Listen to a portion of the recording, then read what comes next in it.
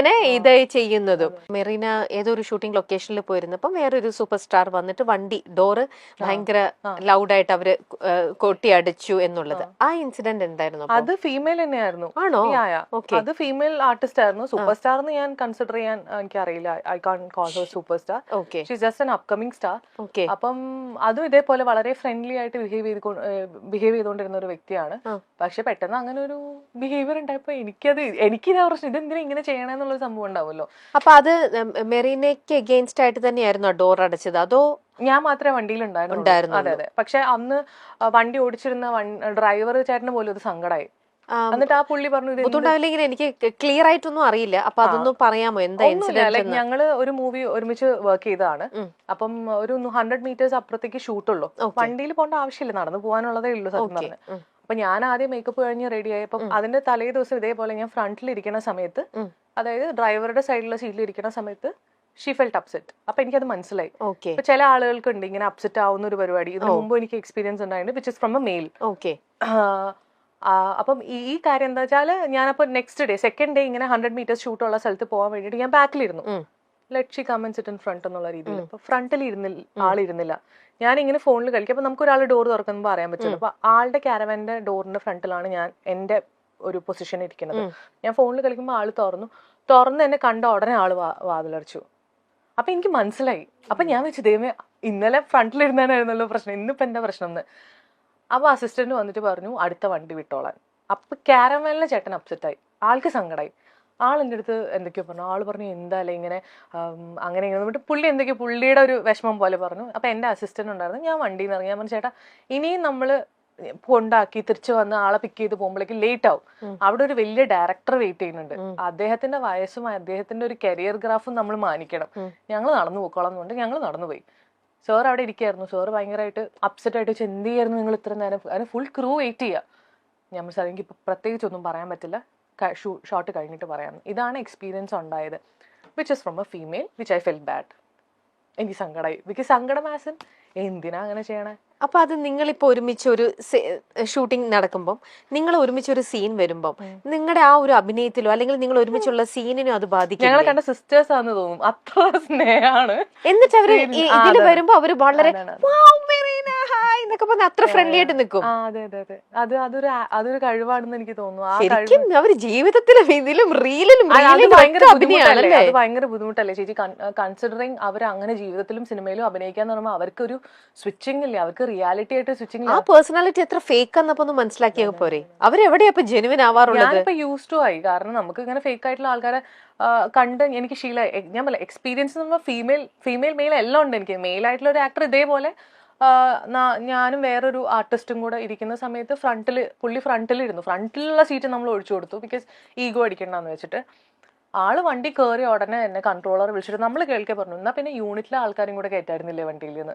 ഞങ്ങൾക്കത് സത്യം പറഞ്ഞാൽ ഭയങ്കര, ഞങ്ങൾ വിചാരിച്ചു ഇയാളെന്താ ഇങ്ങനെ സംസാരിക്കണം, യൂണിറ്റിലെ ആൾക്കാരെന്താ മോശമാണോ, ആ ചേട്ടന്മാരും പണിയെടുക്കുന്ന ആൾക്കാരല്ലേ ശരിക്കും. എന്നിട്ട് അവിടുന്ന് തന്നെ പുള്ളി വേറെ കാറിൽ കയറിപ്പോയി.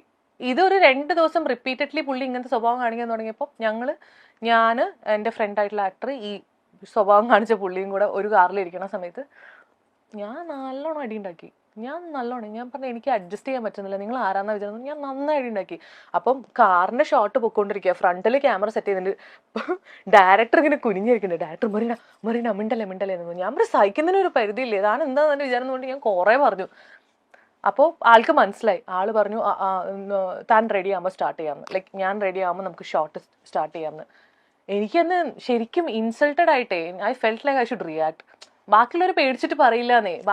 പേടി എന്താന്ന് വെച്ചാൽ, ഇപ്പൊ ഈ ഡയറക്ടർ പോയിട്ട് ആക്ടർ എടുത്ത് എന്തെങ്കിലും പറഞ്ഞാൽ ആക്ടർ പറയാം നാളെ മുതൽ ഞാൻ വരില്ല, അവളോട് സോറി പറയാൻ പറയാം, അല്ലെങ്കിൽ നാളെ മുതൽ ഞാൻ വരില്ല, നിങ്ങൾ എല്ലാവരും യൂണിറ്റുകാരെല്ലാവരും വന്നിട്ട് സോറി പറയാൻ പറഞ്ഞെങ്കിൽ ഇവര് വലഞ്ഞു. കാരണം പ്രൊഡ്യൂസർ പൈസ എത്രയും നഷ്ടമാവും, ഡയറക്ടർക്കും ഈ കാല് പിടിച്ച് നടക്കണ്ടേ. അപ്പൊ എനിക്ക് പറയാൻ ഞാൻ തന്നെ പറഞ്ഞു. ഒന്നല്ല, ഈ പറയുന്ന പോലെ ഒരുപാട് ഇൻസിഡൻസ് മെറീനയ്ക്കുണ്ട്. അപ്പൊ ഇങ്ങനെ ബാക്ക് ടു ബാക്ക് ഒരുപാട് എണ്ണം വന്നപ്പം ഈ ഇൻഡസ്ട്രിയെ ഇങ്ങനെയാണ് ഹെൽ വിത്ത് ദിസ് എന്ന് പറഞ്ഞിട്ട് ഇതിൽ നിന്ന് വിട്ടു പോകാൻ അപ്പൊ മെറീനയ്ക്ക് എപ്പോഴെങ്കിലും തോന്നിയിട്ടുണ്ടോ? ഇല്ല, ഈ ഇൻഡസ്ട്രിക്ക് ഒരു കുഴപ്പമില്ല. ഇൻഡസ്ട്രിയിലെ ആളുകളുടെ പ്രശ്നങ്ങൾ മാത്രമേ ഉള്ളൂ. അതിനിപ്പോ ഉള്ള ഒരു ക്ലെൻസിങ് ആണല്ലോ ഇപ്പൊ നടക്കുന്നത്. ഇപ്പൊ ആക്ച്വലി ഒരു ക്ലെൻസിങ് ആണ് നടക്കുന്നത്. ഇത് വരട്ടെ. ഇതിപ്പം ചെയ്യാത്ത ആൾക്കാരും ചെയ്ത ആൾക്കാരും ഉണ്ട്. ചെയ്യാത്ത ആൾക്കാരും ഇതിൽ എഫക്റ്റഡ് ആണ് എന്നുള്ളതാണ്. പക്ഷെ എന്നാലും ഇതിലൊരു ഒരു മൊത്തത്തിലൊരു എന്താ പറയാ അഴിച്ചുപണിയോ പൊളിച്ചുപണിയൊക്കെ നടക്കട്ടെ. അതിപ്പോ നമുക്ക് കിട്ടുന്ന പേയ്മെന്റിന്റെ കാര്യത്തിലാണെങ്കിലും നമുക്കുള്ള ഫെസിലിറ്റീസിന്റെ കാര്യത്തിലാണെങ്കിലും എല്ലാത്തിലും ഒരു ചേഞ്ച് വരണം അല്ലെ. ഈവൺ ഇപ്പൊ ആൾക്കാർ ആരെങ്കിലും കാസ്റ്റിംഗ് കൗച്ചിന്റെ കാര്യങ്ങൾ ചോദിക്കുന്നുണ്ടെങ്കിൽ ഇന്ന് ചോദിച്ചാൽ 4 വർഷം കഴിഞ്ഞ പണി വരും എന്നുള്ള ഒരു പേടി ഉണ്ടെങ്കിൽ അവർ ഇന്നേ ചോദിക്കില്ല. അത് വരട്ടെ, ആ ചേഞ്ച് വരട്ടെ. അത് നല്ലതാണെന്ന് തന്നെയാണ് ഞാൻ വിശ്വസിക്കുന്നത്. പിന്നെ ഇങ്ങനെയുള്ള ഈ ഇൻസൾട്ടിങ് കാര്യങ്ങളൊക്കെ അതൊക്കെ എപ്പോ വേണമെങ്കിലും ആൾക്കാർക്ക് ചെയ്യാം. അത് പിന്നെ അവരുടെ പ്രശ്നം അല്ലെ.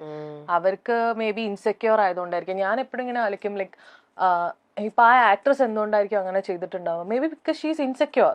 ആളുടെ വർക്കിൽ ഇൻസെക്യൂർ ആണ്. ആൾക്ക് ഇത്ര കപ്പാസിറ്റി ഉണ്ടാവുള്ളൂ. ആള് ചിലപ്പോ ബാക്കി എല്ലാവരോടും അങ്ങനെ ചെയ്യുന്നുണ്ടാവും, എന്റെ അടുത്ത് മാത്രമായിരിക്കില്ല.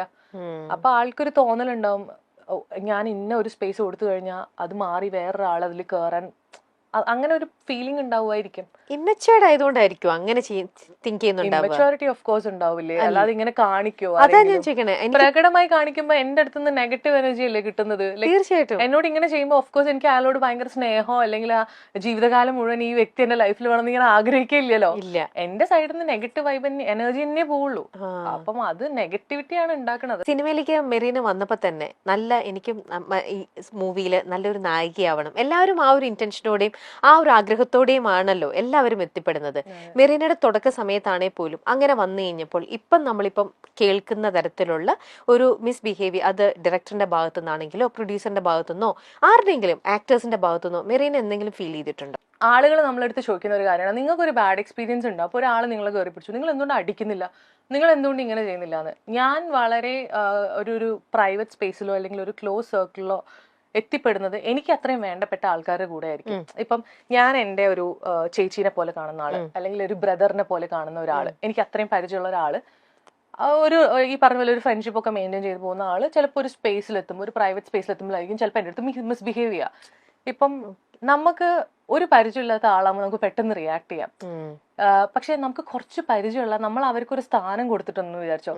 ഫോർ എക്സാമ്പിൾ എൻ്റെ ഒരു ബ്രദർ എന്നെ കയറി പിടിക്കുമ്പോൾ ഞാൻ അയാളുടെ ഒരു സാധനം ഇൻവെസ്റ്റ് ചെയ്ത് വെച്ചിട്ടുണ്ട്. എൻ്റെ ഒരു ബ്രദറാണ്, എനിക്കൊരു റിലേഷൻഷിപ്പ് അവിടെ ഉണ്ട്. അപ്പൊ ആദ്യം ഒരു റിയാലിറ്റി സാധനം ഉണ്ടോ, ഇതെന്താ ഇങ്ങനെ നടക്കണത്, എന്താ ഇയാൾ എന്നോട് ഇങ്ങനെ ബിഹേവ് ചെയ്യണമെന്ന് പറഞ്ഞ സാധനം ഉണ്ട്. അപ്പൊ എനിക്ക് എന്റെ പേഴ്സണൽ എക്സ്പീരിയൻസിൽ എന്റെ കൈയൊന്നും അങ്ങനെ പെട്ടെന്ന് അങ്ങനെ ഒരാളോട് പൊന്തൂല. അടിക്കാൻ എനിക്ക് പറ്റില്ല, ഞാൻ കുഴഞ്ഞു ടു ബി വെരി ഫ്രാങ്ക്. കാരണം ഇയാൾ എന്നോട് ഇങ്ങനെ അല്ലല്ലോ ബിഹേവ് ചെയ്യണ്ടേ എന്നുള്ള സാധനമായിരിക്കും വരിക. പിന്നീട് അയാൾ ഒരു പരിധി കഴിയുമ്പോഴായിരിക്കും ചിലപ്പോൾ നമ്മള് റിയാക്ട് ചെയ്തിട്ട് അല്ലെങ്കിൽ നോ പറഞ്ഞിട്ട് ഭയങ്കരമായിട്ട് നോ പറഞ്ഞ് ഇറങ്ങി വരാം. അപ്പം അങ്ങനെയുള്ള സിറ്റുവേഷൻസ് എനിക്ക് ഉണ്ടായിട്ടുണ്ട്. ഞാൻ ബോൾഡ് ഞാൻ പറ്റില്ല നോ എന്ന് പറഞ്ഞിട്ട് ഞാൻ ആ റിലേഷൻഷിപ്പ് കട്ട് ചെയ്ത് പോകുന്നു. പക്ഷെ എനിക്കത് വിഷമമായിട്ടുണ്ട്. ബിക്കോസ് ഞാൻ അങ്ങനെ ഒരുപാട് പേരെ അടുപ്പിക്കാറില്ല എൻ്റെ ഒരു സർക്കിളിലേക്ക്. അപ്പൊ അതില് സ്പേസ് കണ്ടെത്തി ഒരു ഫ്രണ്ടാന്നൊക്കെ പറഞ്ഞ് വന്ന് പിന്നെ ഇങ്ങനെ നിൽക്കുമ്പോൾ നമുക്ക് ഉണ്ടാവുന്ന അതൊരു എന്താ പറയുക, അതൊരു ബാഡ് എക്സ്പീരിയൻസ് ആണ്. അത് അവരുടെ മണ്ടത്തരാണ്. കാരണം നമ്മളൊരു സ്ഥാനം കൊടുത്തിട്ട് അവർക്ക് അത് നല്ലപോലെ യൂസ് ചെയ്യാൻ പറ്റിയിട്ടില്ല എന്നുണ്ടെങ്കിൽ ദാറ്റ്സ് ദിയർ പ്രോബ്ലം. പക്ഷെ ഞാൻ റിയാക്ട് ചെയ്തിട്ടുണ്ട്. എനിക്ക് അങ്ങനെ പിന്നെ കംപ്ലൈന്റ്സ് പറയേണ്ടി വന്നിട്ടില്ല. അത് അവിടെ നിന്ന് തന്നെ തീരുമാനമാക്കിയിട്ടുണ്ട്. അല്ലാതെ പുറത്തുനിന്നൊന്നും ഒരാൾ വന്നിട്ട് അതെ ഇങ്ങനെ ആണെങ്കിൽ ഇങ്ങനെ ചെയ്യാൻ പറ്റുള്ളൂ, അല്ലെങ്കിൽ ഇന്ന സിനിമ ചെയ്യണമെങ്കിൽ ഇങ്ങനെ ചെയ്യണം, അങ്ങനെയൊന്നും പറഞ്ഞിട്ടില്ല. ഇതുവരെ പറഞ്ഞിട്ടില്ല. ഇല്ല. അപ്പൊ ഈ സിനിമയിൽ എത്തുന്നതിനെക്കാട്ടിലും ഡിഫിക്കൽട്ട് ആയിരുന്നു ഇതിൽ. ഇപ്പൊ ഈ ഇൻഡസ്ട്രിയിൽ ഇപ്പൊ എത്ര വർഷമായി? അപ്പൊ ഇതിൽ സർവൈവ് ചെയ്യണത് ആണ് കുറച്ചും കൂടെ ഡിഫിക്കൽട്ട് തോന്നുന്നുണ്ടോ? ഇൻഡസ്ട്രി ആക്ച്വലി നല്ല ഇൻഡസ്ട്രി തന്നെയാണ്. ഇത് എല്ലാ ഇൻഡസ്ട്രിയിലും ഇങ്ങനത്തെ പ്രശ്നങ്ങളുണ്ടല്ലേ. ഏത് സെക്ടേഴ്സ് എടുക്കുകയാണെങ്കിൽ എല്ലാ സെക്ടേഴ്സിലും ഇങ്ങനത്തെ പ്രശ്നങ്ങളുണ്ട്. ഞാൻ പറയാം എപ്പോഴും നമ്മളിത് ഫിസിക്കലി അതിനെ പോയിന്റ് ഔട്ട് ചെയ്യുന്നതുകൊണ്ടാണ് അത് മാത്രം പുറത്തേക്ക് വരുന്നത്. അല്ലാതെ ഈ പാരവപ്പും ബാക്കിൽ നിന്നിട്ട് പണി തരുന്നതും ഒക്കെ ഏതും ഐ.ടിയിൽ പോയാലും കാണാം, ഹോസ്പിറ്റലിൽ പോയാൽ എല്ലാ മേഖലയിലും ഉണ്ട്. ഈ ഒരു പറയുന്ന കുത്തിത്തിരിപ്പും നമുക്ക് അടി കിട്ടുന്നത് പരിപാടിയും ഇതൊക്കെ എല്ലായിടത്തും ഉണ്ടാവും. ഇപ്പൊ നമ്മുടെ ഇവിടെ ചർച്ചയായിക്കൊണ്ടിരിക്കുന്നത് പിന്നെ ഈ ഇൻഡസ്ട്രിയിൽ ആകുമ്പോഴത്തേക്ക് അത് കുറച്ചും കൂടെ മസാല ചേർത്ത് കുറച്ചും കൂടെ ഫ്ലാഷി ആയിട്ട്. ഞാൻ ഈ ഇൻഡസ്ട്രിയിലും കൂടെ ആയതുകൊണ്ട് എനിക്ക് കുറച്ചുകൂടെ റിലേറ്റ് ചെയ്ത് പറയാൻ പറ്റും. Industry is very good. കാരണം നമുക്ക് നല്ല വിസിബിലിറ്റി ആണ് ആൾക്കാരുടെ അടുത്ത്.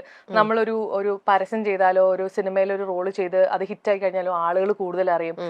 പൈസ നന്നായിട്ട് വരും. ഇനോഗ്രേഷൻസ് ആണെങ്കിലും അങ്ങനത്തെ കാര്യങ്ങളിലൊക്കെ പൈസ വരും. പക്ഷെ ഇതിന്റെ ഇടയിലുള്ള ഈ തൊഴിൽ നിഷേധം എന്ന് പറഞ്ഞ കാര്യം അതാണ് മെയിൻ പ്രശ്നം. അതായത് ജോലി തരണമെങ്കിൽ ഇങ്ങനെ ചെയ്യണം എന്ന് പറയണതും ഇന്ന ഇത് കാരണം ജോലി ഇല്ല എന്നൊക്കെ പറഞ്ഞ് നമ്മൾ ഈ ആൾക്കാരുടെ പണി മുടക്കുന്നത് തന്നെയാണ് മെയിൻ കാര്യം എന്നാണ് എനിക്ക് തോന്നുന്നത്. അത് എല്ലാ ഇൻഡസ്ട്രിയിലും ഉണ്ടെന്ന് ഞാൻ വിശ്വസിക്കുന്ന ഒരാളാണ്.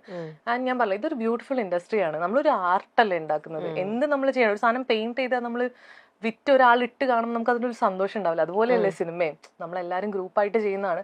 പിന്നെ ഒരു 10-50 പേര് വരുന്ന ഒരു ക്രൂ ആകുമ്പോൾ 50 പേർക്കും 50 അഭിപ്രായങ്ങളായിരിക്കും. അപ്പൊ അതെല്ലാം കൂടെ ഇങ്ങനെ കൂട്ടിച്ചേർത്ത് മുന്നോട്ട് കൊണ്ടുപോകാന്ന് പറയുന്നതും ഒരു ടാസ്ക് തന്നെയാണ്. ഓക്കെ, അപ്പൊ ഇപ്പൊ നമ്മുടെ ഈ ഒരു